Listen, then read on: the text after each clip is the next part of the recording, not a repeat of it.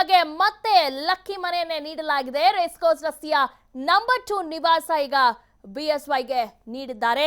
ತಾವು ವಾಸವಿದ್ದ ನಿವಾಸ ನೀಡುವಂತೆ ಯಡಿಯೂರಪ್ಪ ಅವರು ಪತ್ರವನ್ನ ಬರೆದಿದ್ರು. ಸೊ ಹೀಗಾಗಿ ಮುಖ್ಯ ಕಾರ್ಯದರ್ಶಿಗೆ ಪತ್ರ ಬರೆದು ಮನವಿಯನ್ನು ಕೂಡ ವಿಪಕ್ಷ ನಾಯಕ ಮಾಡಿದ್ರು. ವಿರೋಧ ಪಕ್ಷದ ನಾಯಕರಾಗಿರುವ ತಮಗೆ ರೇಸ್ಕೋರ್ಸ್ ನಿವಾಸವನ್ನ ನೀಡಿ ಅಂತ ಪತ್ರವನ್ನ ಬರೆದಿದ್ರು. ತಮ್ಮ ಕಾರ್ಯ ಚಟುವಟಿಕೆಗಳಿಗೆ ಅನುಕೂಲವಾಗಲಿದೆ ಎಂದು ಪತ್ರದಲ್ಲೂ ಕೂಡ ಅದನ್ನ ಉಲ್ಲೇಖ ಮಾಡಲಾಗಿತ್ತು. ಯಡಿಯೂರಪ್ಪ ಪತ್ರಕ್ಕೆ ಮುಖ್ಯ ಕಾರ್ಯದರ್ಶಿಯಿಂದ ಸಕಾರಾತ್ಮಕವಾಗಿ ಪ್ರತಿಕ್ರಿಯೆಯನ್ನ ನೀಡಿದ್ದಾರೆ. ಸದ್ಯ ನಂಬರ್ 2 ನಿವಾಸದಲ್ಲಿರುವ ಮಾಜಿ ಸಚಿವ ರಮಾನಾಥ್ ರೈ ನಿವಾಸವನ್ನ ಈ ತಿಂಗಳ ಅಂತ್ಯಕ್ಕೆ ನಂಬರ್ 2 ಗೃಹ ಪ್ರವೇಶಕ್ಕೆ ಯಡಿಯೂರಪ್ಪ ಸಿದ್ಧತೆಯನ್ನ ನಡೆಸಿದ್ದಾರೆ.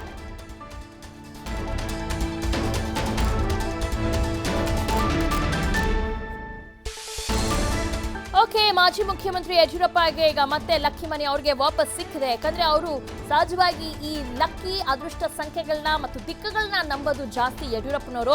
ಹೀಗಾಗಿ ರೇಸ್ಕೋರ್ಸ್ ರಸ್ತೆಯ ನಂಬರ್ 2 ನಿವಾಸವನ್ನ ಈಗ ಬಿಎಸ್ವೈಗೆ ನೀಡಲಾಗಿದೆಯಂತೆ. ತಾವು ವಾಸವಿದ್ದ ನಿವಾಸ ನೀಡುವಂತೆ ಯಡಿಯೂರಪ್ಪ ಅವರು ಈ ಹಿಂದೆ ಪತ್ರವನ್ನ ಕೂಡ ಬರೆದಿದ್ರಂತೆ. ಮುಖ್ಯ ಕಾರ್ಯದರ್ಶಿಗೆ ಪತ್ರವನ್ನ ಬರೆದು ಮನವಿಯನ್ನು ಕೂಡ ಮಾಡಿದ್ರು ವಿಪಕ್ಷ ನಾಯಕ.